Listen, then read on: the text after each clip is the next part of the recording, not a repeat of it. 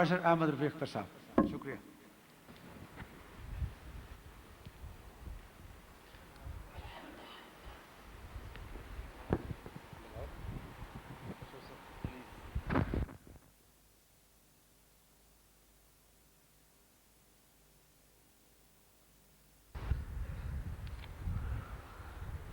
اعوذ باللہ السمیع العلیم من الشیطان الرجیم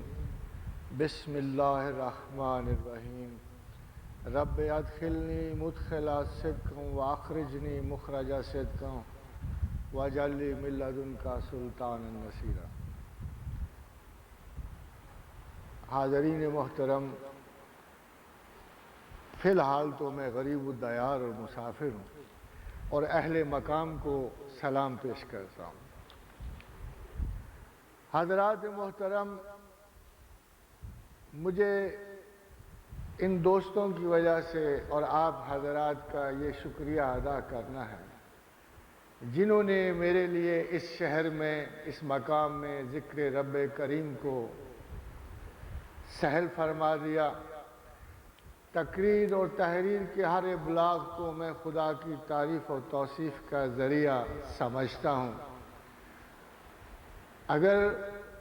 آپ کے حضور اس وقت میں صرف اس قابل ہو جاؤں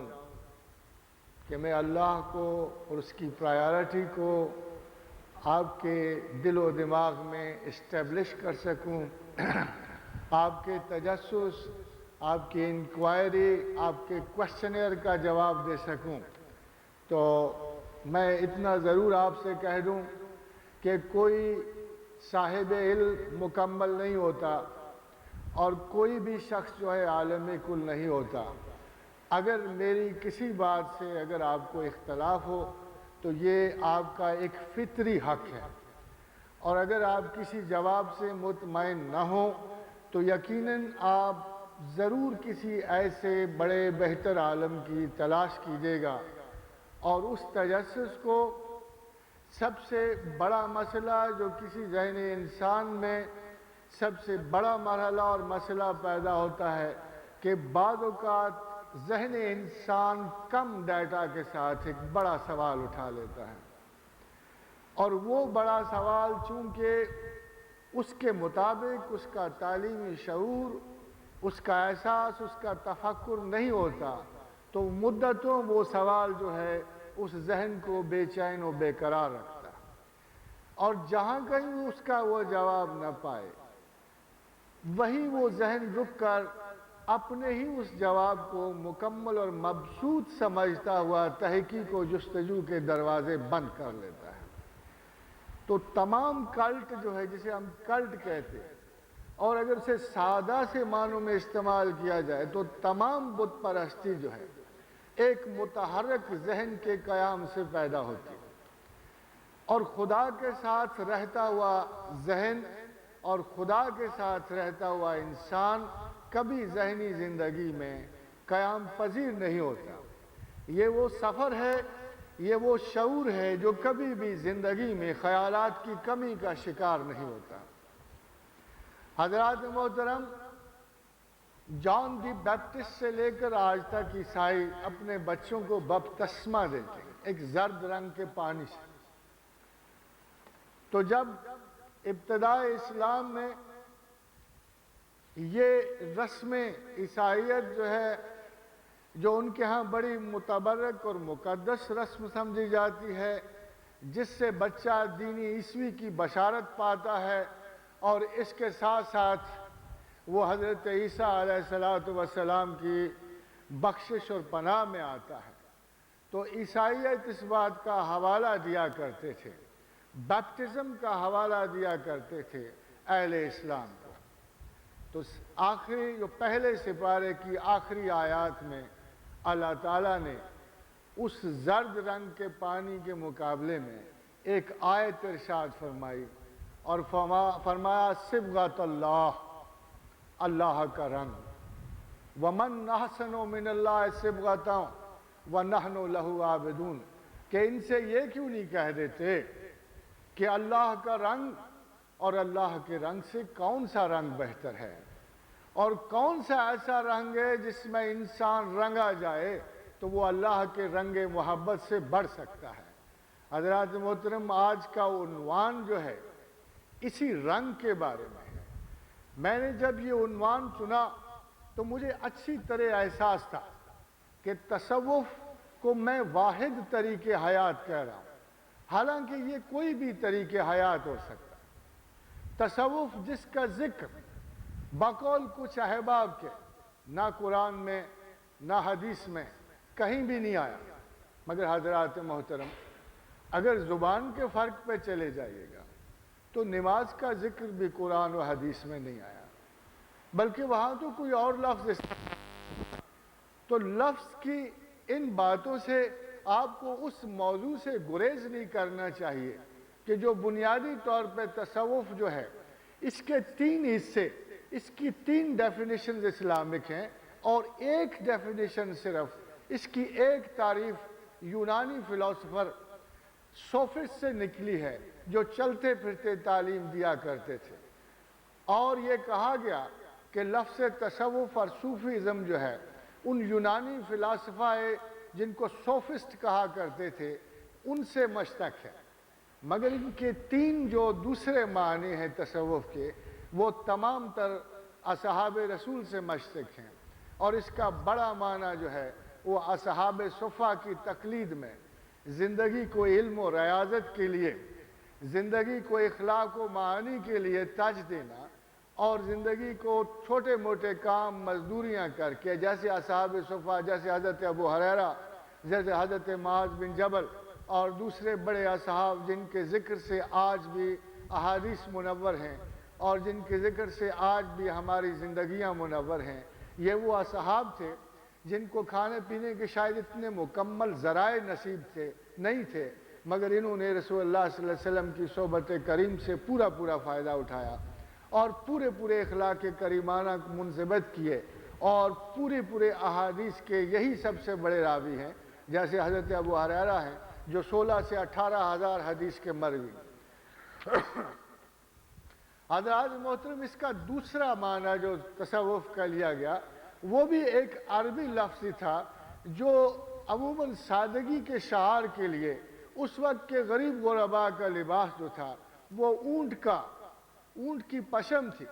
اور اس کو صوف کہتے تھے۔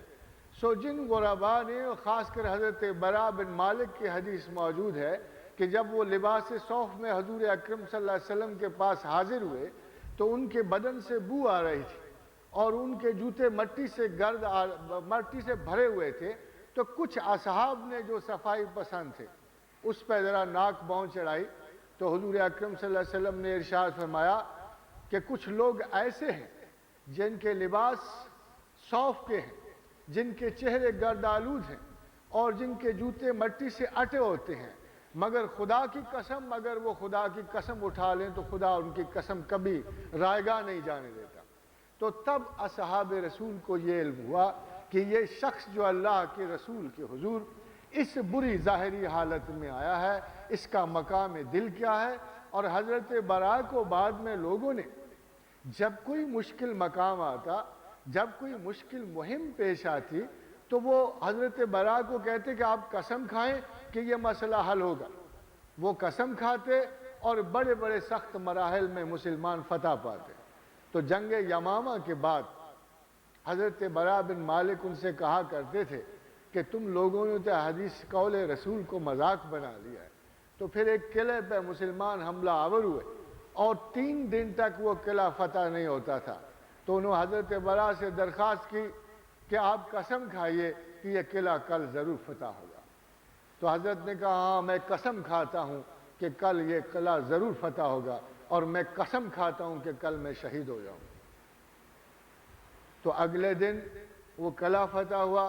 اور حضرت برا شہید ہو گئے۔ اور یہ وہ لوگ تھے جن کو اصحاب صفا کہا جاتا تھا، اور یہی وہ لوگ ہیں جو صوفیانہ روایتوں کے اصل بانی۔ اور تیسرا مطلب تصوف کا جو اہل اسلام میں آیا ہے وہ صفائے قلب سے ہے۔ وہ تمام لوگ جو صفائے قلب کے لیے جد و جہد کرتے ہیں اور جو اپنے دل کو کدورتوں اور نفرتوں سے اور متقابل نظریات سے پاک و صاف کرتے ہیں، جو اپنی ترجیحات کی حفاظت کرتے ہیں، وہی لوگ اہل صفا کہلائے اور انہی سے یہ لفظ صوفی نکلا۔ حضرات محترم، مجھے آپ سے ایک بات کہنی ہے۔ تصوف ایک واحد موضوع اور سبجیکٹ ہے کہ جو ہمیشہ سے بر صغیر میں ایک بڑا مشکوک یا ایک بڑا ہی محترم بیک وقت دو متضاد کیفیتوں کا حامل رہا۔ بہت سارے لوگوں نے تصوف پہ تنقید کی، کبھی اسے پلاٹائنس آف دی گریس کے فلسفہ اشراکیہ کا ایک چربہ کہا، کبھی اسے ایکویناس اور آگسٹین کے فلسفہ زندگی کا اسے مرقع کہا، کبھی زندگی سے بیزاری کا اس کو خطاب دیا، اور تمام تر شہادتیں جو علم تصوف پہ کوٹ کی گئی، بدقسمتی سے وہ کسی صوفی کی نہ تھی۔ حضرت حجویر نے ایک المیہ کا اظہار کیا کہ صوفی کے علاوہ بہت سارے لوگ ایسے ہیں جو متصوف، جو صوفیزم پہ گفتگو کرنے والے، اور ان کا خیال یہ ہے کہ کسی خوبصورت فکرے کو ادا کر دینا یا کسی کیفیت میں الوہیت کی گفتگو کر دینا تصوف ہے، اور لوگوں کا اس پہ داد و تحسین دینا شاید یہ تصوف کو داد و تحسین جاتی ہے۔ مگر حضرات محترم، ایک اور بڑی بدقسمتی اس علم کے ساتھ یہ ہے کہ جیسے ایک MBBS ڈاکٹر یہ اچھی طرح جانتا ہے کہ MRCP کیا ہوتا، اس کو معلوم ہے کہ یہ ایک اگلی ڈگری ہے، یہ ایک اگلی ترجیح ہے، اور مگر اس کو یہ استعجاب نہیں ہوتا کہ یہ جو بڑی ڈگری ہے اس میں کیا شامل ہے کیا شامل نہیں ہے۔ اس کو اچھی طرح پتا ہے کہ یہ اسی مضمون کی جسے میں حاصل کر رہا ہوں، یہ اس کی اسپیشلائزیشن۔ ایک BA کو MA کا پتہ ہوتا ہے، مگر بدقسمتی سے تصوف ایک واحد علم ہے کہ جس کے باہر کے لوگوں کو بالکل پتہ نہیں ہوتا کہ اس کے اندر کیا ہوتا ہے۔ ہمیشہ تصوف پر تمام اعتراضات، تمام تنقید، اور جتنے بھی بڑے بڑے علماء نے اس میں گفتگو کی، تنقید کی، یا وہ تمام میتھڈسٹ مسلمان جو اسے گریز، اسے زندگی سے فرار، اسے ایک صلاحیت کے فقدان کا نام دیتا ہے، جیسے حضرت علامہ نے بھی ایک مرتبہ طنزاً یہ بات کہی کہ بہانہ بے عملی کا بنی شراب الست، مگر ساتھ ساتھ علامہ نے یہ بھی واضح کیا کہ میراث میں آئی ہے انہیں مسند ارشاد، زاغوں کے تصرف میں عقابوں کے نشے میں۔ تو یہاں اگر حضرت علامہ کا اگلا حصہ دیکھیے، یعنی عقابوں کے نشے میں، تو آپ کو محسوس ہو جائے گا کہ وہ بھی ان صاحبان صوف کے یا ان صاحبان صفا کے قائل تھے کہ جنہوں نے زندگی کو ایک مخصوص طرز فکر میں ڈھالا، اور انہوں نے خداوند کریم و خدائے بزرگ و برتر کی توجہ اور طلب کے لیے زندگی کو ترج دیا۔ تو حضرات محترم، ایک نظر یہ ذرا ماریے اور ایک نظر اس طرف توجہ فرمائیے کہ آخر تصوف میں یہ مبالغہ، آخر ایک نارمل علم میں، ایک قابل حصول علم میں اتنی زیادہ پیچیدگی کیوں آ گئی، اتنی زیادہ اس کے اندر جو ابہام آ گیا، اس کے اندر جو اتنی گمبھیر حکایتیں آ گئیں کہ حضرت علامہ کو بھی یہ کہنا پڑا کہ یہ امت روایات میں کھو گئی۔ تو مسئلہ یہ ہے کہ بر صغیر میں تصوف سے ہم مانی جتنے بھی مذاہب اور جتنے بھی لوگ آئے، 3000 سال کی تاریخ میں روحانیت یا رشی منی آشرم یا توجہ خداوند یا طلب حقیقت کو ہمیشہ بنباس سے اور تزکیہ ذات سے اور جسمانی تشدد سے وابستہ کیا گیا۔ آپ اگر ایک نظر والمیک رشی پہ ڈالیں، ایک نظر اگر آپ مہاتما سدھارتھا بدھا پہ ڈال دیں، جین پہ ڈال دیں، اور اس کے بعد آنے والے وہ بے شمار لوگ جنہوں نے یہ فرض کر لیا، جنہوں نے یہ محسوس کیا کہ زندگی کے ادوار میں رہتے ہوئے، مگر یہاں یہ یاد رکھیے گا کہ یہ ان کی مذہب کی وجہ سے تھا، یہ ہندو مت کی وجہ سے تھا، یہ جین مت کی وجہ سے تھا، اور مہابھکشو آرڈر جو تپسیا کے مہاتما بدھ کے بعد قائم ہوئے، ان تمام لوگوں نے ریاضت جسمانی کو ایک مخصوص طریقہ قرار دیا۔ آج بھی اگر آپ بر صغیر میں ان لوگوں کو جو حقیقت اعلیٰ و عرفہ کی تلاش میں ہیں، خدا کی تلاش میں نہیں، مگر جو ارتکازات کے ذریعے، ارتکازات جسم و بدن کے ذریعے جو اپنے لیے کچھ قوتوں کو ڈھونڈ رہے ہوتے ہیں، ان میں تبت کا لاما بھی ہو سکتا ہے جو 20,000 فٹ بلندی پہ ایک برفزار میں اپنے جسم کو کوفت اور مشقت دے رہا ہے، ان میں ہندو یوگی بھی ہو سکتا ہے جو مسلسل تپسیا کے آرڈر میں اپنے جسم کو خاک و خون میں سمیٹ رہا ہے، ان میں بدقسمتی سے وہ صوفی بھی آ گئے، وہ لوگ بھی اہل اسلام میں سے آ گئے کہ جن کے بارے میں زیادہ تر داستان سرائی یوں ہوئی جیسے ابو علی شاہ قلندر کے بارے میں 12 برس پانی میں کھڑے رہے۔ مسلمانوں میں تحصیل علم کے لیے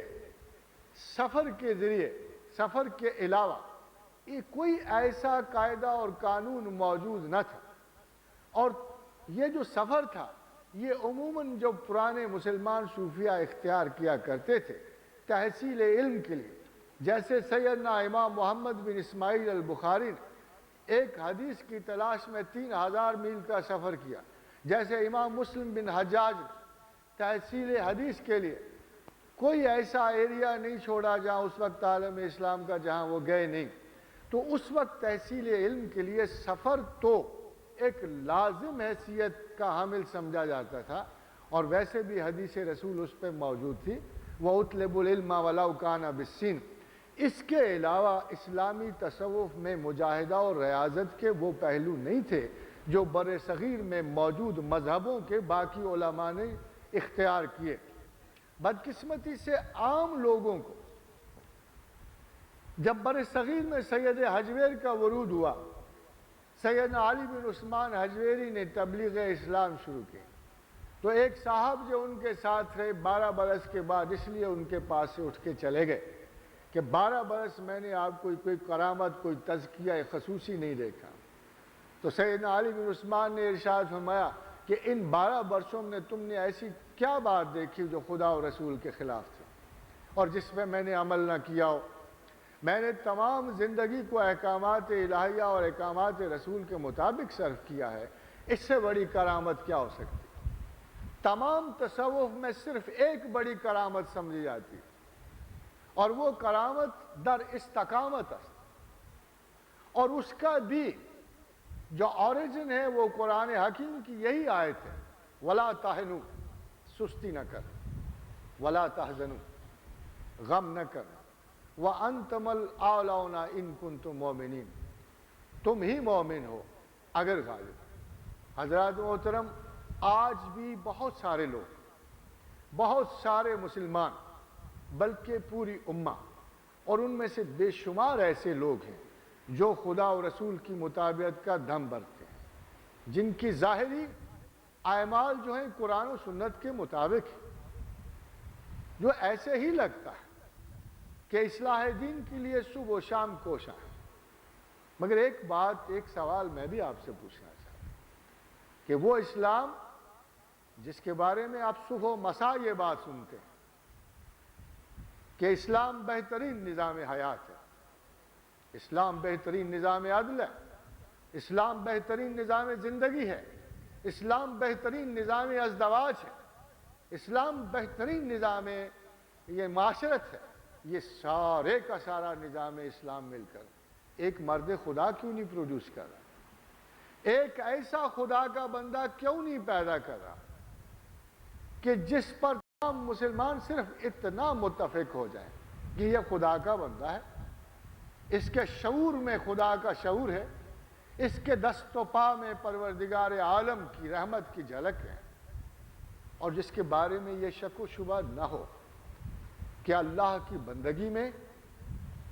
خدا کی خدمت میں یہ شخص جو ہے اپنی ذاتی حرص، اپنی ہوا و ہوس، اپنی آلائش نفس کو اپنے جہاد اکبر سے نکل کر پہنچا۔ اسلام میں تصوف صرف ایک معنی رکھتا ہے، اور یہ وہ معنی ہے جو رسول اکرم صلی اللہ علیہ وسلم نے جنگ تبوک کے موقع پہ ارشاد فرمایا کہ جب تبوک سے اصحاب کی واپسی ہوئی اور وہ مدینے کے قریب آئے تو رسول اللہ صلی اللہ علیہ وسلم نے فرمایا کہ اب ہم پلٹتے ہیں جہاد اصغر سے جہاد اکبر کو۔ تو اصحاب رسول نے عرض کی، یا رسول اللہ صلی اللہ علیہ وسلم، کیا میدان جنگ میں شمشیر و سنان کے ساتھ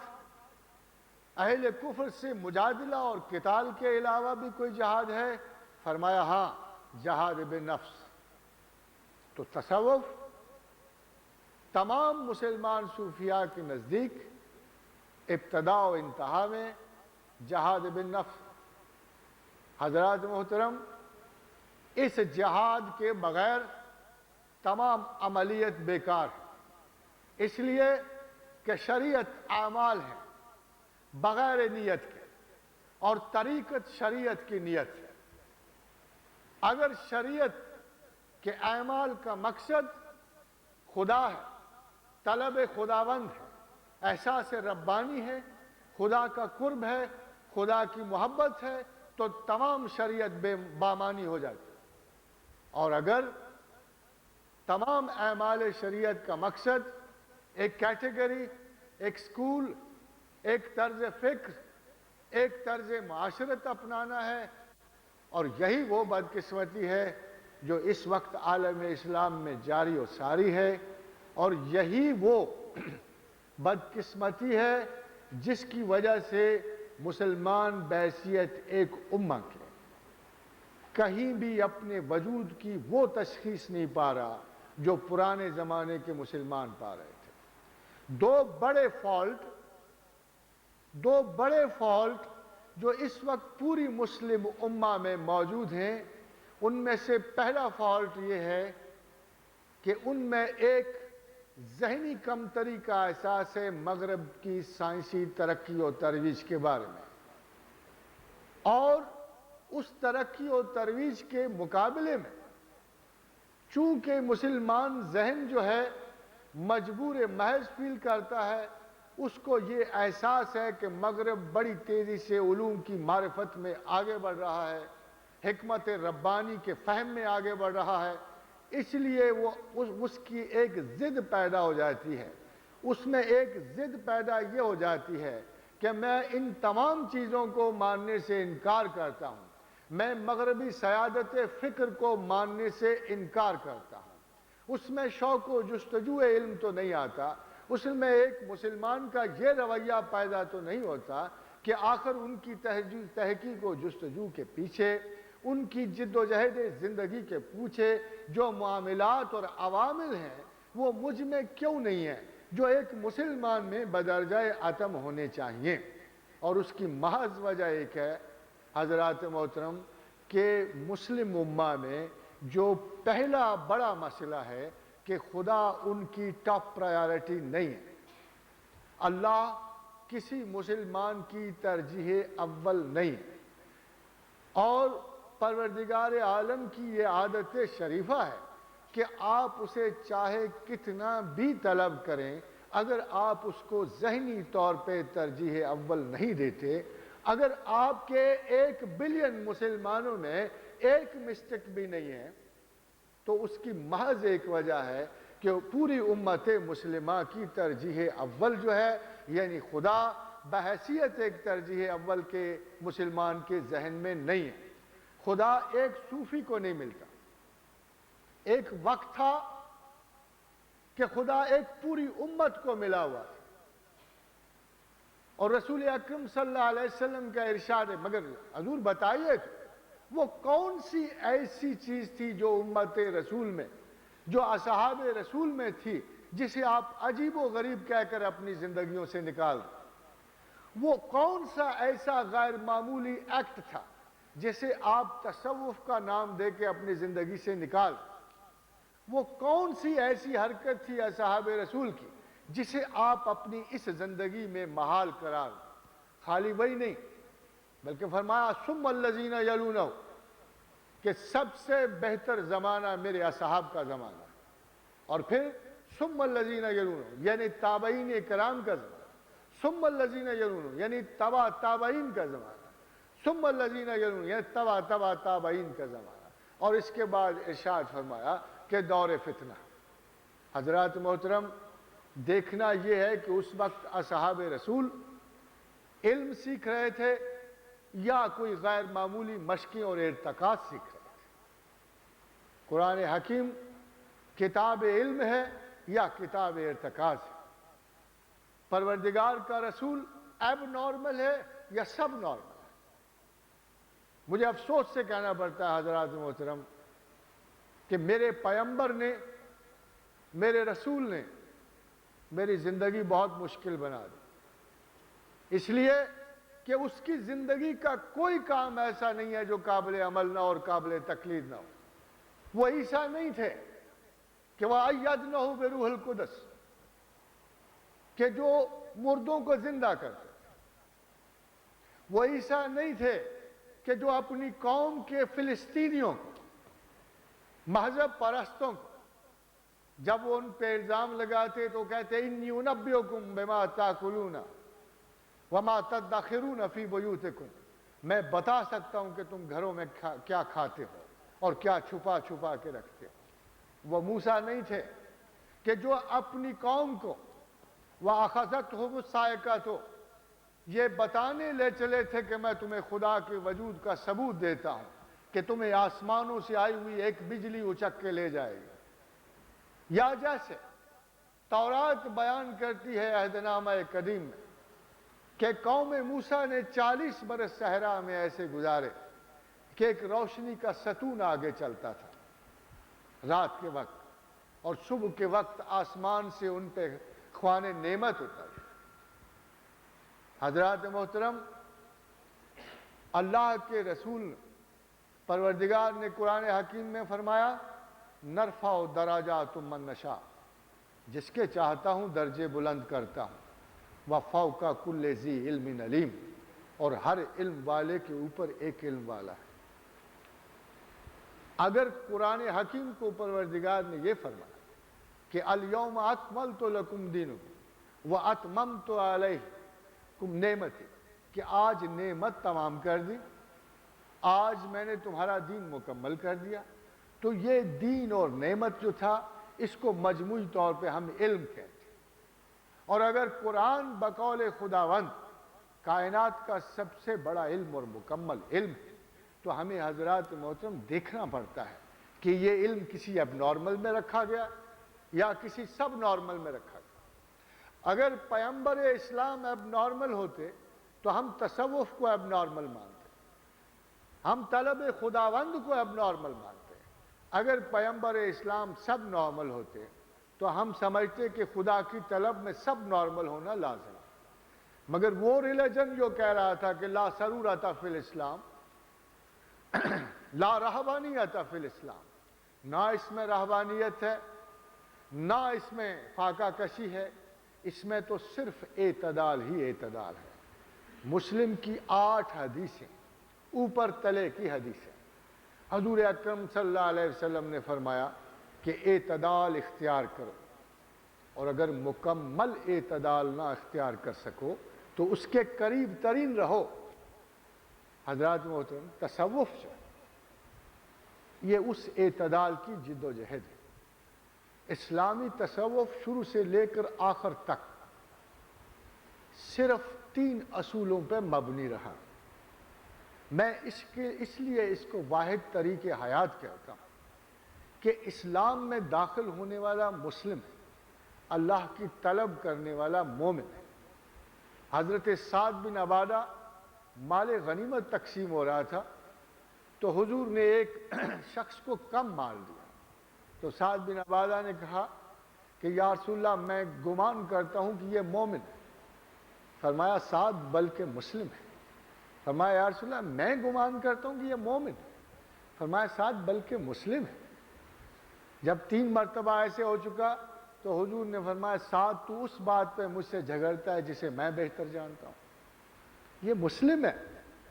تو اسلام میں داخل ہونے والا مسلم ہے، نماز اور روزہ اس پہ فرض ہے، احکامات ظاہرہ کی پابندی لازم ہے، مگر کیا ایک مسلمان تمام زندگی اپنی اسی ابتدائی قاعدے پہ قائم رہے گا؟ کیا اگر باقی دنیا کی ہر چیز میں ترقی ہے، عروج ہے، تو کیا مسلمان کے لیے ان ظاہری عبادات سے آگے کوئی ترقی نہیں؟ اللہ تعالیٰ نے فرمایا اتلو ما اوحی الیک من الکتاب، کہ کتاب کی تلاوت کرو، واقم الصلاۃ، اور نماز قائم کرو، ان الصلاۃ تنہی عن الفحشاء والمنکر،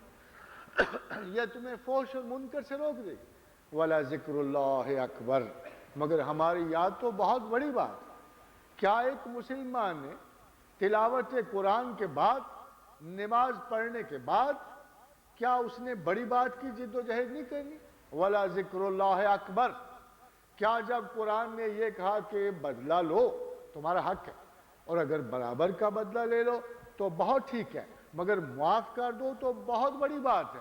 کیا کسی مسلمان نے اس بڑی بات کی جد و جہد نہیں کرنی؟ مگر حضرات محترم یہ ممکن نہیں ہے۔ اگر آپ اپنے سکول آف تھاٹ کی عبادت کر رہے ہیں، اگر آپ نے اپنا ماخذ علم بند کر دیا ہے، اگر اپنے کمپیوٹر کو انفارمیشن فیڈ کرنے کے بعد آپ نے لاک کر دیا، اگر آپ نے حرکت علمیہ اور ذہنیہ کو محدود کر دیا، تو آپ کبھی بھی وہ برات علم نہیں پا سکتے جس کی طرف خدا اشارہ کر رہا ہے کہ فوق کل ذی علم علیم۔ پروردگار عالم کو حضرت ابراہیم کا قرینہ فہم و فراست بہت پسند آیا۔ حضرت کی عمر 323 برس تھی۔ قرآن حکیم میں صرف ایک اشارہ اس کے بارے میں، ایک اشارہ اس طریقہ علم کے بارے میں ہے جو حضرت ابراہیم نے اختیار کیا۔ وہ طریقہ علم یہ تھا کہ ایک پراپوزیشن بنا لی حضرت ابراہیم نے، اور اس پہ غور و فکر شروع کیا، پھر اس کو رد کر دیا۔ کہا جب ستارہ طلوع ہوا تو ابراہیم نے کہا ھذا ربی، یہ میرا رب ہے۔ قرآن ابہام نہیں چھوڑتا، شاید کا لفظ استعمال نہیں کرتا، ممکن کا لفظ استعمال نہیں کرتا۔ اس مروجہ زمانے میں جہاں ستاروں کی پرستش ہوتی تھی، ابراہیم علیہ السلام نے بحیثیت ایک طالب علم اور محقق کے شروع کیا، اور خدا کی طلب میں جب ستارہ طلوع ہوا تو ابراہیم نے کہا ھذا ربی، یہ میرا رب ہے، پھر اس پہ غور و فکر کیا۔ مگر اس کے ساتھ ساتھ ابراہیم علیہ السلام نے ایک اور پراپوزیشن اپنے ذہن میں بنائی کہ زوال پذیر خدا نہیں ہو سکتا، زوال پذیر خدا نہیں ہو سکتا۔ جب ستارہ ڈوب گیا تو ابراہیم نے کہا یہ خدا انہ لا یحب الآفلین، میں ڈوبنے والوں کو کیسے محبت کر سکتا ہوں، میں ڈوبنے والوں کو کیسے خدا سمجھ سکتا ہوں؟ مگر یہ دور ختم نہیں ہوا، پھر چاند طلوع ہوا تو ابراہیم نے کہا یہ بڑا ہے، یہ خدا ہوگا۔ پھر اس پہ غور و فکر کیا اور کہا نہیں، یہ بھی ڈوبنے والوں میں سے، اس کو بھی میں خدا نہیں سمجھتا۔ پھر سورج طلوع ھذا شمس بازغہ، یہ تو بہت بڑا ہے، زمین کو نرش کرتا ہے۔ یہ دراصل شمس بازغہ کی مثال اس لیے دی گئی کہ اس وقت مصر میں اور میسوپوٹیمین سیولائزیشن میں خداوند راہ کی پرستش ہوتی تھی۔ راہ جسے چشم آفتاب کہا جائے، ابھرتے ہوئے سورج کی آنکھ۔ تو حضرت ابراہیم علیہ السلام اس وقت کے جو عقائد تھے ان پر جستہ جستہ علیحدہ علیحدہ غور و فکر کر رہے تھے۔ کبھی جب کسی نے شعراء کو خدا سمجھا تو اس پہ غور و فکر کیا، کسی نے چاند کو خدا سمجھا،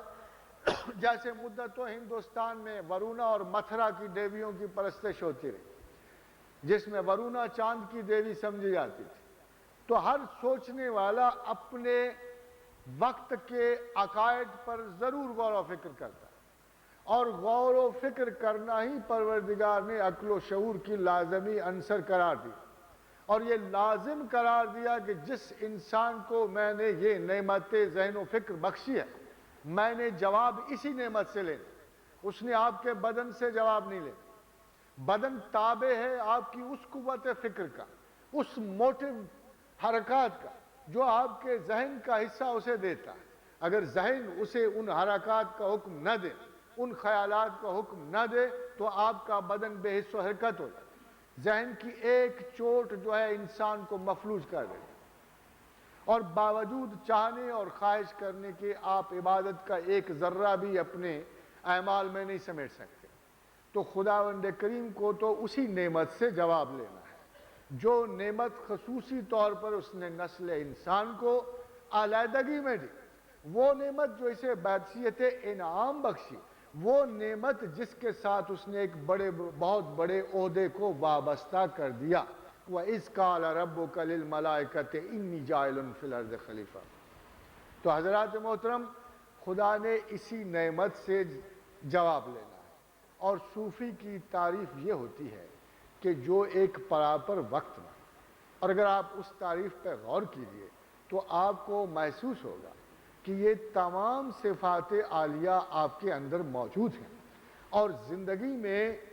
ہر قیمت پر آپ کو ان مسائل کا جواب دینا ہوگا۔ اگر خدا نے ہمارے ذہن سے ایک فائدہ اٹھانا ہے کہ سوچ سمجھ کر جستجو اور تحقیق کے بعد ہم اس مختصر سے عرصہ حیات میں وَمَا الْحَيَاةُ الدُّنْيَا إِلَّا قَلِيلٌ، اس مختصر سے عرصہ حیات میں ہم نے اپنے ذہن کی پروگرامنگ یہ کرنی ہے کہ ترجیح اول کو ڈھونڈنا، انتخاب کرنا، اسے چاہنا، اسے پسند کرنا، تو بالآخر پورے ذہن رسا کی، انسانی ذہنی کاوشوں کی ایک اور واحد ترجیح جو نکلتی ہے وہ خدا خود ہے۔ اِنَّا هَدَيْنَاهُ السَّبِيلَ إِمَّا شَاكِرًا وَإِمَّا كَفُورًا۔ تمہیں عقل و شعور اور فراست صرف ایک کام کے لیے بخشی ہے، اور وہ بڑا کام ہے اس کا کہ چاہو تو مجھے مانو، چاہو تو میرا انکار کر دو۔ تو حضرات محترم، زندگی کے باقی کام جو ہیں یہ ترجیحات ثانیہ ہیں۔ یہ وہ ترجیح ہیں کہ جب ایک انسان اپنی ترجیح اول کو پورا کر لیتا ہے تو وہی عقل و معرفت ہمیں زندگی کے باقی ترجیحات سے نمٹنے میں کام دیتی ہے۔ اگر ہم نے پہلی ترجیح کو پورا نہیں کیا تو زندگی بھر ہم بے صبری، بے یقینی اور ایک غیر مستحکم شخصیت کے صرف اس لیے مالک رہتے ہیں کہ جس کام کے لیے ذہن و شعور ہمیں عطا کیا گیا، اس ذہن و شعور کو ہم نے اس کی بیسک پرائیورٹی کے لیے استعمال نہیں کیا۔ حضرات محترم، اگر آپ ذہن کی ایک صلاحیت پہ غور کریں تو آپ کو معلوم ہوگا کہ اس کی ورکنگ جو ہے بائن ہی ویسے ہی ہے جیسی کسی بہت ہی سوفسٹیکیٹڈ کمپیوٹر کی۔ اگر آپ میں سے اچانک کوئی کسی سے پوچھ بیٹھے کہ بیٹل آف پلاسی کس سن میں لڑی گئی، تو جنہوں نے تاریخ نہیں پڑھی یا جنہوں نے اس ڈیٹا کو فیڈ نہیں کیا ہوا، وہ قیامت تک اس کا جواب نہیں دے سکتے۔ یہ ذہنی صلاحیتوں سے ماورا ہے کہ وہ ایک بیسک فیڈ ڈیٹا کے علاوہ آپ کو جواب دے سکے۔ مگر جب کسی ذہن میں آپ تھوڑا سا کوئی پرائیورٹیز کا لیسن ڈال دیں، and when you انسٹرکٹڈ and guided کہ جی مجھے ان ترجیحات کی آپ کو ہر صورت خبر دینی ہے، تو پروردگار عالم نے ایک بنیادی وصف جو اس ہیومن کمپیوٹر میں رکھا وہ یہ تھا کہ یہ از خود اپنی ترجیحات زندگی کو مرتب کرتا ہے۔ یہ ایک دن کی ترجیحات بھی آپ کو بتاتا ہے، ایک ماہ کی بھی بتاتا ہے، ایک سال کی بھی بتاتا ہے، اور پوری زندگی کی ترجیح بھی آپ کو بتاتا ہے۔ اور ایک بات کہ چونکہ قریب کی ترجیحات بہت قریب ہوتی ہیں تو ایک ڈسٹنس کی ترجیح جو ہے آپ کی نظر سے یہ اوجھل کر دیتا ہے، یا آپ جان بوجھ کر اپنی ہیومن انوالومنٹ اور سینسٹیوٹی کی وجہ سے اولین ترجیحات قریب کی ترجیحات میں اتنے کھو جاتے ہیں کہ ایک پوری کی لائف لانگ رینج کی جو ترجیحات ہیں وہ آپ کی نظر سے اوجھل ہو جاتی ہیں۔ تو حضرات محترم، جب میں یہ کہتا ہوں کہ تصوف واحد طریق حیات ہے اپنے لیے، آپ کے لیے، میں صرف ایک گلہ رکھتا ہوں کہ اگر ایک مناسب وقت میں ہر انسان اپنی زندگی کی ترجیح اول کا تعین کر لے، اور وہ خدا ہو، اللہ ہو، رب کریم ہو، تو یقیناً اس نے اپنے زندگی کے پہلے اور بنیادی المیے پر قابو پا لیا۔ پھر اللہ کو اس سے کوئی ضد نہیں رہتی۔ ما یفعل اللہ بعذابکم، مجھے کیا پڑی ہے کہ کسی کو عذاب کرو۔ ذرا آیت پہ غور کیجئے گا، آپ کو معلوم ہو جائے کہ زندگی کی اور مسلمان کی تمام اذیتیں، تمام ابتلا، جو ایک کمٹمنٹ کے بعد کمٹمنٹ کو اگنور کرتا ہے، جو ترجیحات کو تسلیم کرنے کے بعد ایک بنیادی ترجیح اول کو ڈینائی کرتا ہے، اس کے بارے میں خدا یہ کہتا ہے ما یفعل اللہ بعذابکم۔ بھئی ہمیں کیا پڑی ہے کہ تمہیں عذاب کریں؟ ہمیں کیا پڑی ہے کہ تمہیں عذاب کریں؟ ذرا انداز پہ غور فرمائیے۔ ان شکرتم وآمنتم، اگر تم ہمیں یاد کرنے والے ہو اور ایمان والے ہو تو ہمیں کیا ضرورت پڑی ہے کہ ہم تمہیں عذاب کریں؟ اگر اس بات کو قانون سمجھ لیا جائے، اگر اللہ کے اس اور اللہ کی ہر بات بحیثیت قانون کے رائج الوقت ہے،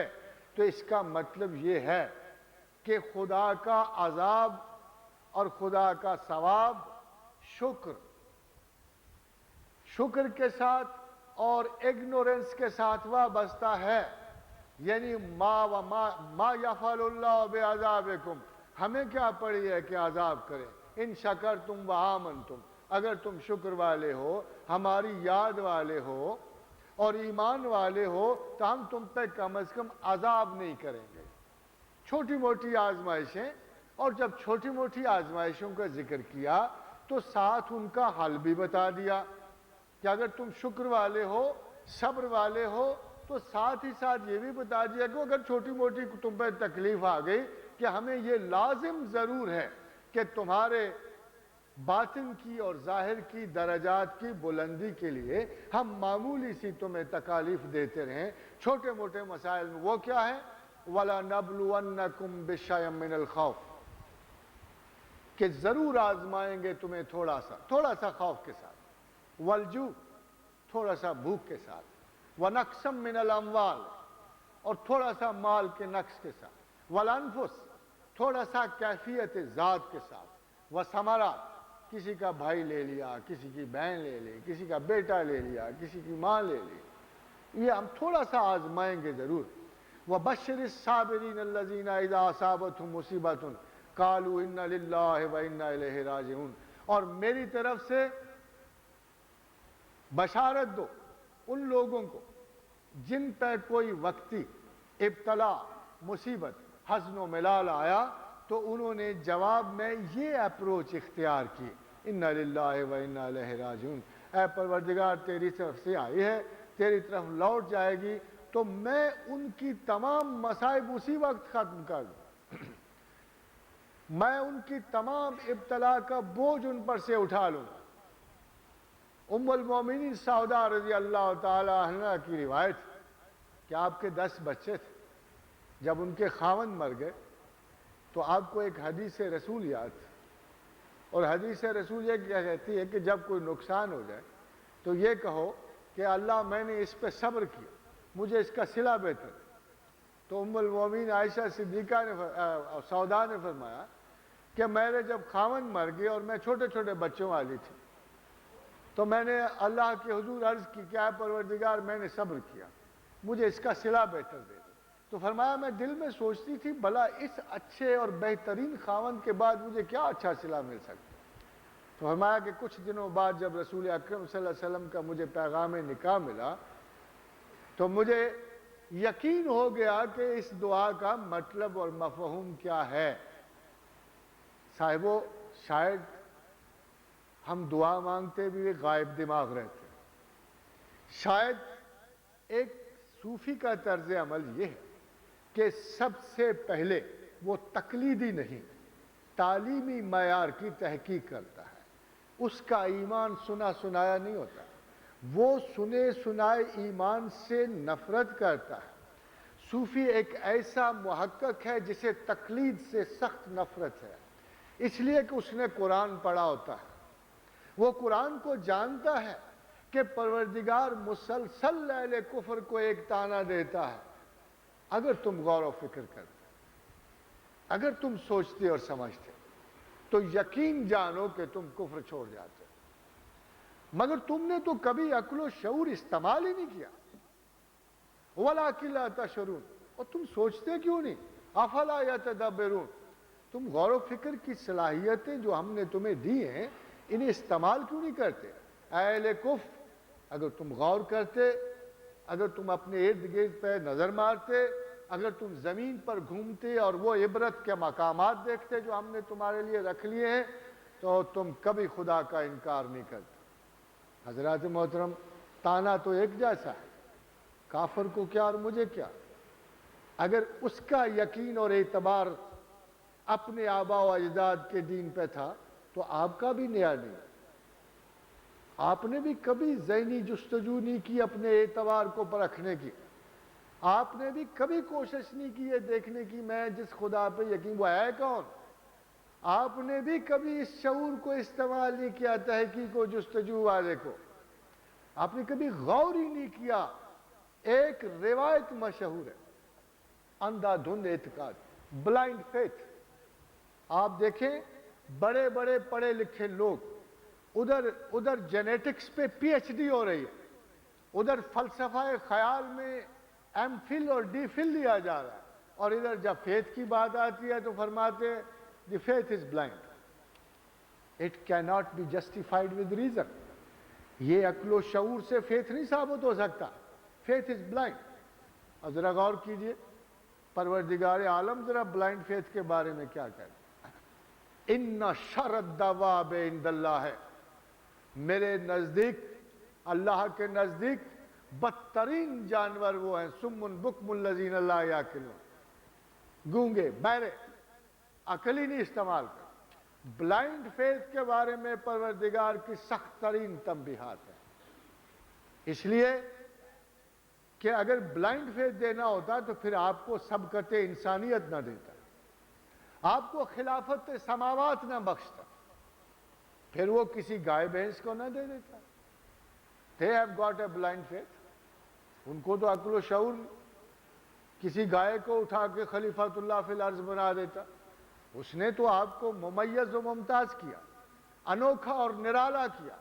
اپنا لاڈلا بنا دیا اور ٹیسٹ دے کے بنایا، اور پہلا ٹیسٹ جو انسان نے پاس کیا وہ بلائنڈ فیتھ کا نہیں تھا۔ جب فرشتوں نے عرض کی قالوا اتجعل فیہا من یفسد فیہا ویسفک الدماء ونحن نسبح بحمدک ونقدس لک، کیا ہے پروردگار، جس انسان کو ہم نے دیکھا، جس انسان کو ہم نے جانا، وہ تو زمین پر مسلسل فتنہ و فساد کی روایت ڈال رہا ہے، وہ تو خون و خرابی ہے، اس کو تو خلیفۃ اللہ فی الارض بنا رہا ہے، یہ تو بڑی حیرت کا مقام۔ قالا انی اعلم ما لا تعلمون، کہ میں جانتا ہوں تم نہیں جانتے۔ تو پروردگار یہ کہہ کر چیپٹر کلوز کر سکتا تھا، کسی ملک کو یہ جرت نہ تھی کہ خدا سے سوال کرتا کہ تو کیا جانتا، مگر خدا خود عالم ہے، خود علم مکمل ہے، خود علیم ہے، حکیم ہے۔ کسی بڑے سے بڑے استاد کا یہ رویہ نہیں ہوتا کہ وہ علم کو ٹھونستا ہے، علم قبولیت سے ہے، علم سوال سے ہے، علم تجسس خیال سے، علم تفکر حیات ہے۔ جب تک آپ سوچیں گے نہیں، آپ سوال نہیں کریں گے، جستجو نہیں کریں گے، ایک ذرہ علم کا آپ کو نصیب نہیں ہوگا۔ تو جب ملائکہ نے اس سوال کیا تو پروردگار نے سوچا کہ یہ ساری عمر اس وہم اور وسوسہ میں ہی رہیں گے کہ آخر ایسی کیا خوبی تھی انسان کی کہ جو اس کو اتنے بڑی خلافت آفت۔ وَعَلَّمَ آدَمَ الْأَسْمَاءَ كُلَّهَا، پھر ہم نے انسان کو علم الاسماء دی، ہم نے اسے اسماء سکھائے مگر خالی یہ انسان کو نہیں دیے. ثم عرضهم علی الملائکۃ فقال انبئونی باسماء هؤلاء ان کنتم صادقین. اور یہی اسماء ہم نے ملائکہ کو دیے اور ان سے کہا ٹائم لے لو، 50,000 سال لے لو، 1 ملینیم نہیں 10 ملینیم لے لو، اور اپنی تہذیب کو اس علم سے پروگریس دو. پھر جب 2 3 4 ملینیم گزر گئے، انسان نے اشارے سے زبان بلڈ کر لی، انسان نے ایک ایک لفظ سے ایک کائنات وجود میں آ گئی. اس نے 2 4 حروف سے جو اس کو سکھائے گئے اپنی زندگی کی پوری گفتگو مرتب کر لی. مگر ملائکہ کے پاس نہ ایسیمیلیشن، نہ ان کے پاس پوسٹیریٹی ماضی، نہ ان کے پاس پروجنی، نہ آگے کنوے کرنے والا جذبہ. وہ تو ایک ایسے کمپیوٹرائزڈ مائنڈ تھے کہ جتنا فیڈ کیا اتنا جواب آ گیا. یہی بات ملائکہ نے ریئلائز کر لی کہ ہمارا علم جو ہے ٹوٹل فیڈ بیک پر ہے. ہم میں کسی چیز کو ایسیمیلیٹ کرنے کی اور اس کے بارے میں مزید غور و فکر کی سرے سے صلاحیت ہی نہیں ہے. قالوا سبحانک، قالوا سبحانک لا علم لنا، ہمارا تو کوئی علم نہیں، الا ما علمتنا، ہاں وہ ڈیٹا جو تو ہمیں پرووائڈ کر دے، وہ علم جو تو ہمیں دے دے، اس کے علاوہ ہمارے پاس کوئی علم نہیں. انک انت العزیز الحکیم. پروردگار نے کہا آدم ذرا تو ان کو اپنی علمی تحقیق سے مستفید فرما. قال یا آدم انبئہم باسمائہم، ذرا تو بتا تو نے اس علم کا کیا کیا. فلما انباہم باسمائہم، فر شروع ہو گئے حضرت آدم. میں نے الف سے ابا بنا لیا، الف سے اماں بنا لی، الف سے آم بنا لیا، بے سے بکری بنا لی. تو پروردگار نے کہا قال الم اقل لکم، میں نے تمہیں کہتا تھا انی اعلم غیب السماوات والارض، میں غیب سماوات و زمین کا جاننے والا. وعالم ما تبدون وما کنتم تکتمون، اور جانتا ہوں جو تمہارے دلوں میں ہے، جو تم چھپاتے ہو. حسرت و آرزو خلافت ہی تھی نا، مگر حسرت و آرزو خلافت کے لیے جو منصب عقل و فراست ضروری تھا، افسوس کہ وہ تم میں نہیں. اور یہ آدم جو بظاہر ایک گرا پڑا تمہیں انسان نظر آتا ہے، جو ایک سلسال کل فخار کی مخلوق ہے، جو گندے سڑے کیچڑ میں ایک وجود نفس واحد کی طرح پیدا کیا گیا، اور جس کی ملٹیپلیکیشن آج بلینز آف انسانوں میں نظر آتی ہے، اس کو جو ہم نے اوصاف عالی عطا کیے تھے وہی خلافت عرضی کا باعث. تو حضرات محترم، تحقیق علم، علم الیقین تصوف کا نہیں، آپ کے شعور کا پہلا حصہ ہے. آپ نے صوفی کو اپنے سے اس لیے علیحدہ کر دیا کہ آپ نے اپنے تجسس اور مادہ علمیہ کو، اپنی تحقیقی وجود کو تمام تر سائیڈ کی اور لیسر پرائیورٹیز کے لیے مخصوص کر دیا. صوفی میں اور آپ میں صرف ایک فرق ہے، اور وہ فرق بڑا نہیں ہے. اگر آج اپنی توجہات چینج کر لیں تو شاید آپ بھی ویسے ہی صوفی ہو جائیں جیسے کو بڑا صوفی بنتا ہے. اور وہ فرق صرف اتنا ہے کہ وہ صلاحیت، وہ تفکر، وہ علم، وہ خیال جو اللہ نے اپنے لیے دیا تھا، آئے اہل دنیا، جسے آپ اہل دنیا کہتے ہیں، اہل دنیا تو ہے ہی کوئی نہیں. جو چیز خدا نے اپنے لیے دی وہ آپ نے لیسر پرائیورٹیز کو دے دی، کم تر ترجیحات کو دے دی. آپ میں سے ایک سیانہ نکلا اور اس نے وہ عقل و شعور جو ہے فیصلہ کیا کہ سب سے پہلے یہ تو دیکھوں کہ what is most important for me. جب اس نے سوچا سمجھا، اس نے کہا money is not all important, woman is not all important, status is not all important, organization is not all important, my God is my all important priority.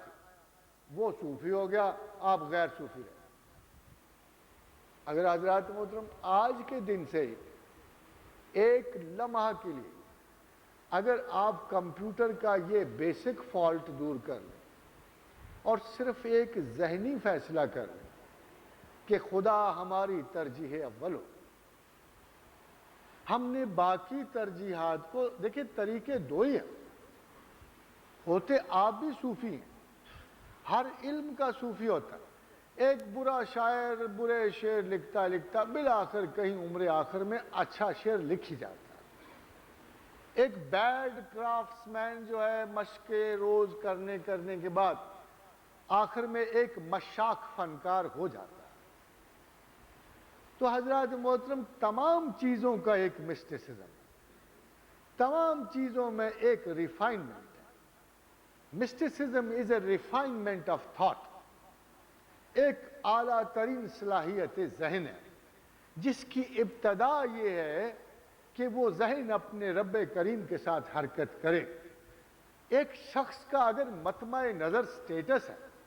تو حضرات گرامی اس کا تمام وجود عقلی اس سٹیٹس کو جائے گا، اس کی تمام ذہانت اس سٹیٹس کو جائے گا، اس کے تمام خواہش اور لالچ اس سٹیٹس کو جائے گا. ایک شخص کا اگر مطمع نظر مال ہے تو اس کی تمام قوت و صلاحیت مال کو جائے گی. وہ خواہ کتنا ہی ذہین ہو، وہ کتنا ہی مدبر ہو، اس کی اپروچ مال سے آگے نہیں جائے. اور جب ایک شخص زندگی میں مال و اسباب، زندگی کے معمولی اور بیشتر اسباب سے گزرتا ہوا یہ فیصلہ کرتا ہے کہ جو اللہ نے مجھے صلاحیت بخشی، جس کی وجہ سے اس نے مجھے انسان بنایا، جس کی وجہ سے اس نے مخلوقات پہ مجھے ممتاز و محترم کیا، یہ میں خود اس کی شناخت کے لیے استعمال کروں گا، تو وہ صوفی ہے. صوفی کی مختصر ترین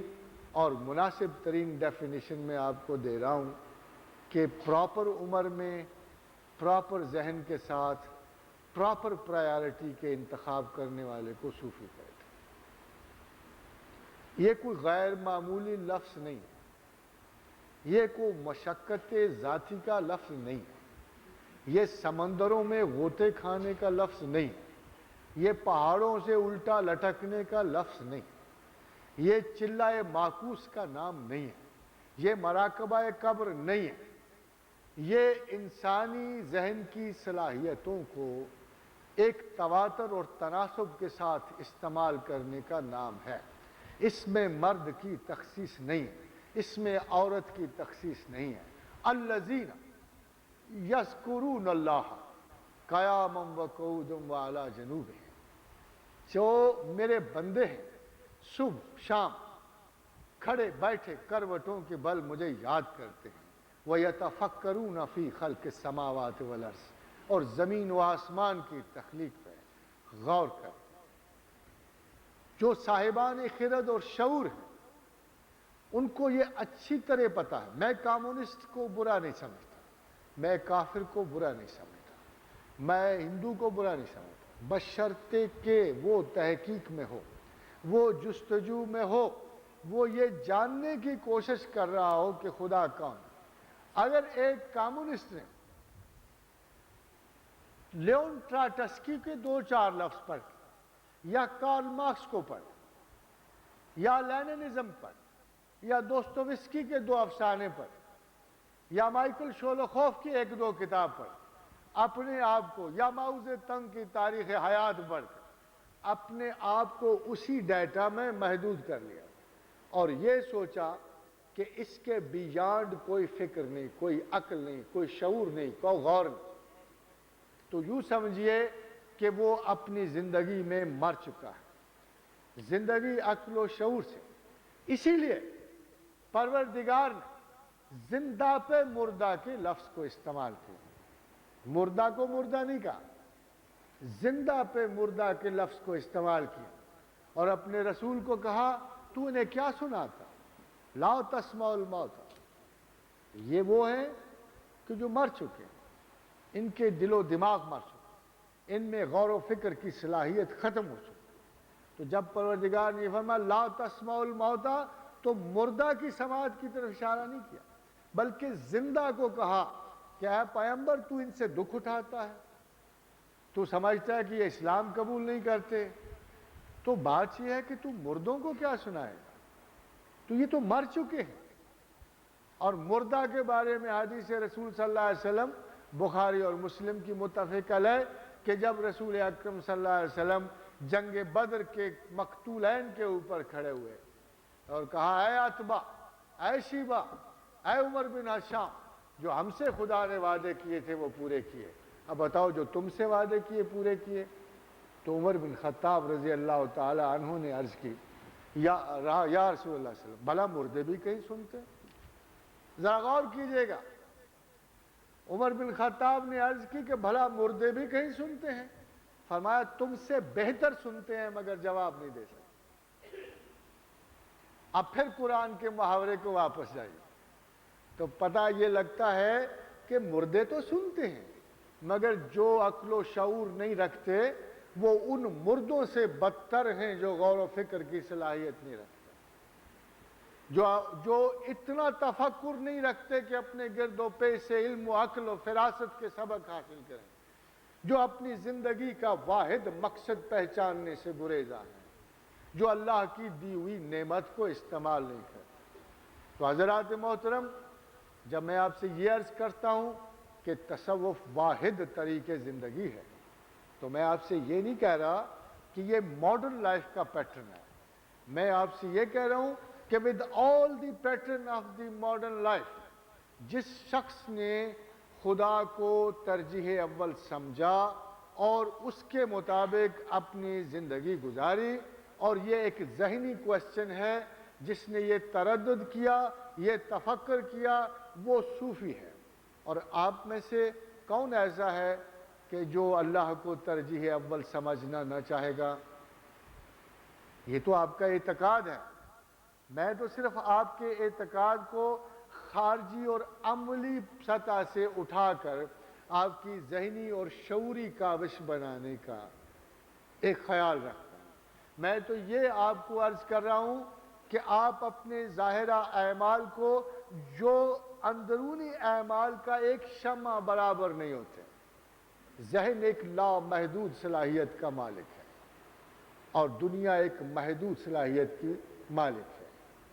ذہن کے تصور و خیال جو ہیں بے مثال اور بے انداز ہیں، مگر جو عمل میں آنے والے واقعات و معاملات ہیں وہ وقت میں، زمین میں، جگہ میں محدود ہوتے ہیں۔ تو حضرات محترم، صوفیاء کا پہلا سبق ہے، جو سب سے پہلی جو بات ہے، جو زندگی کی ٹاپ پرائیورٹی کو متعین کرنا، اور صرف اللہ ہے۔ اب چلیے ذرا دوسری طرف آتے ہوئے دیکھتے ہیں۔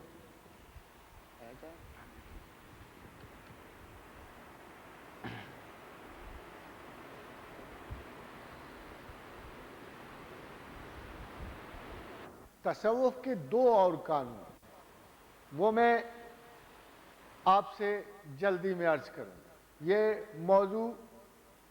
میری زندگی کا واحد موضوع ہے۔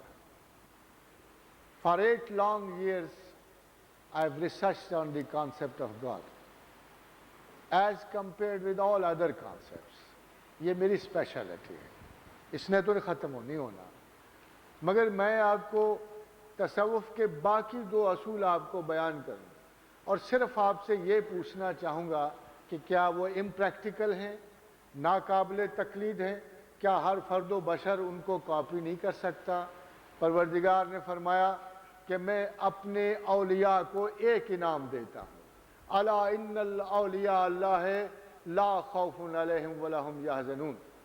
کہ بلا شبہ سن لو کہ میرے دوستوں پر خوف اور حزن نہیں ہوگا۔ خوف اور حزن ماڈرن لائف میں ایکویولنٹ ہیں فیئرز اور فرسٹریشنز کے ساتھ، کہ میرے دوستوں کو فیئرز نہیں ہوں گے، فرسٹریشنز نہیں ہوں گے، خوف نہیں ہوں گے، غم نہیں ہوں گے۔ اب حضرت اللہ سے پوچھا جاتا ہے کہ اے پروردگار عالم، خوف اور حزن جو ہے یہ کیفیت قلب ہے، تو کیفیت قلب کا اطمینان کس طرح ہے؟ فرمایا الا بذکر اللہ تطمئن القلوب، کہ سن لو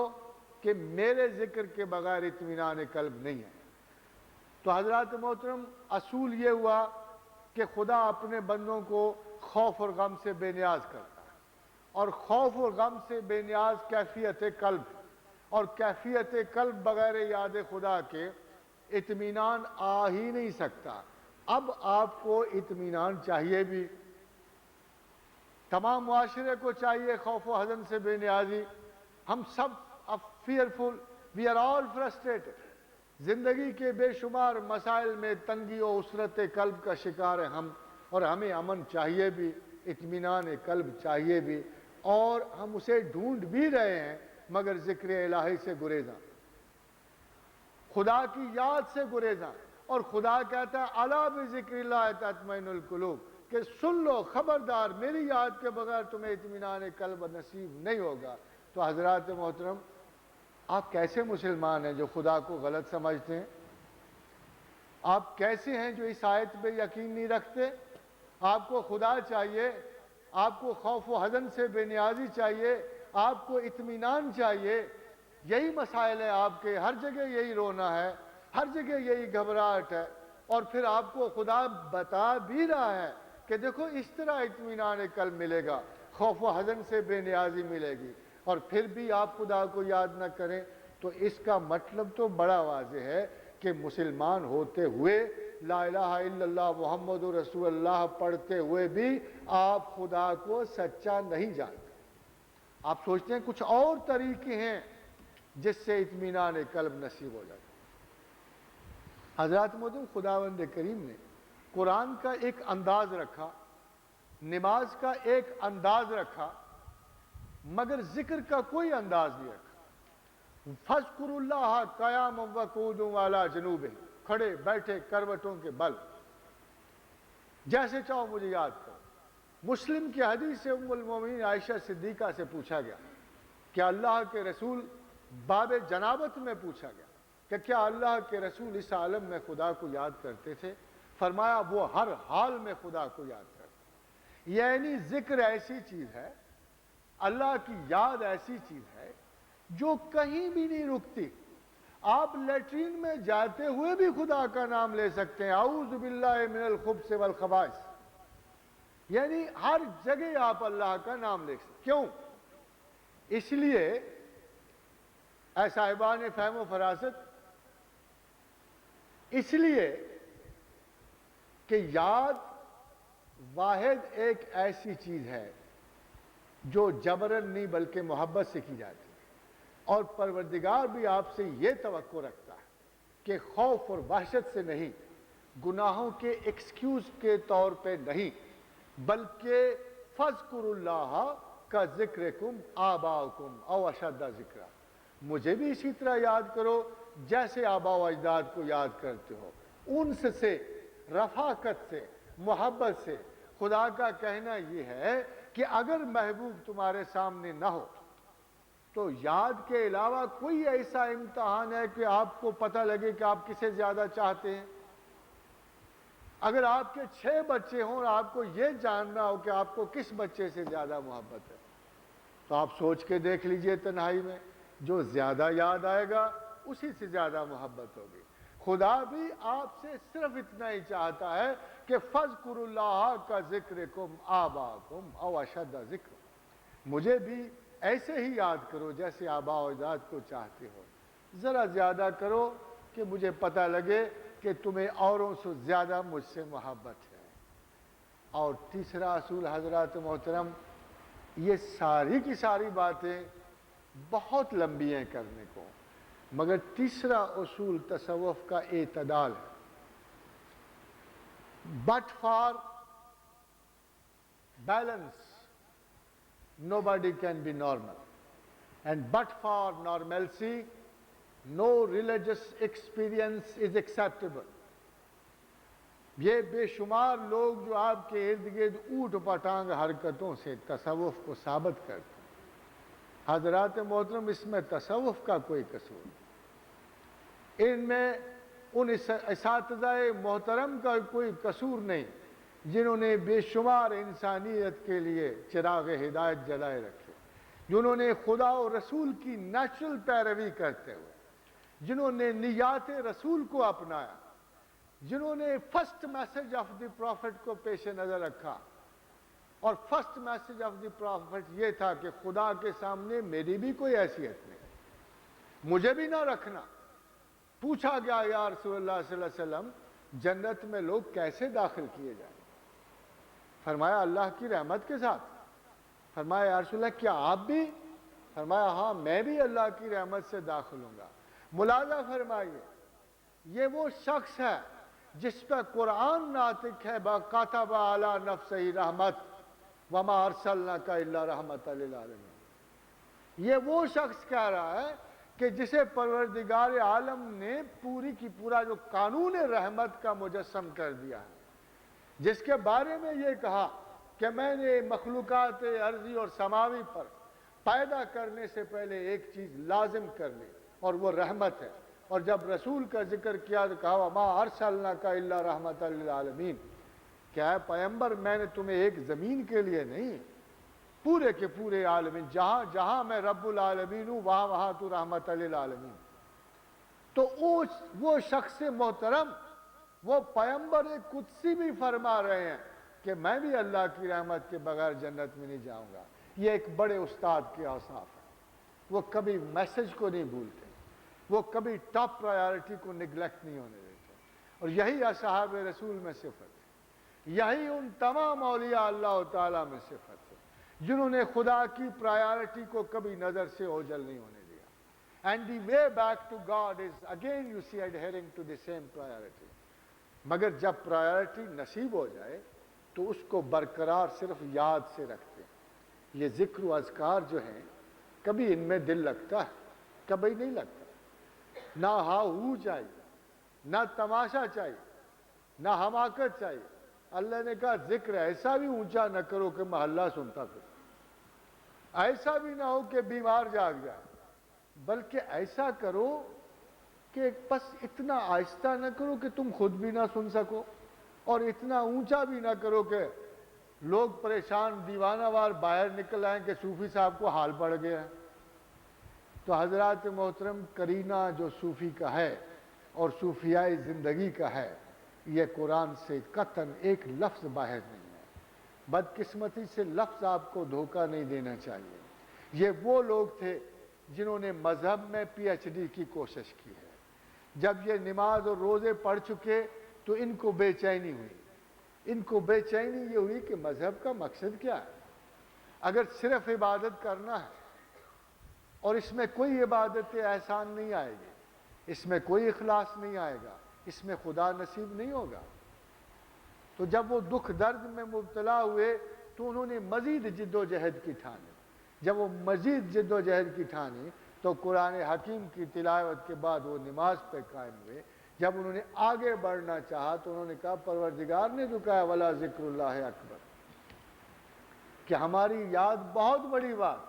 تو انہوں نے اپنی شعوری قوتوں، قلب و ذہن کو خدا کی تعریف و توصیف مجتمع کیا،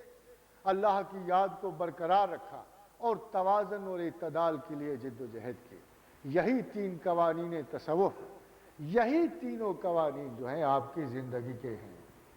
اگر آپ کو یہ قوانین نصیب ہو جائیں تو بلا شبہ یہ جو میں نے پراپوزیشن آج آپ کو دی ہے کہ تصوف واحد طریقے زندگی ہے، تو اس سے مراد یہ ہے کہ اگر تو زندگی بے ربط، پریشان حالی، تکبرات ذات، لہو و لعب میں گزارنی ہے تو جیسے چاہیں گزار لیں، اور اگر زندگی با مقصد، با ترتیب، با شعور اپنے واحد مقصد حیات کی تکمیل کے لیے گزارنی ہے تو پھر تصوف کے ان تین اصولوں کے علاوہ اور کوئی اصول نہیں۔ وما علینا الا البلاغ۔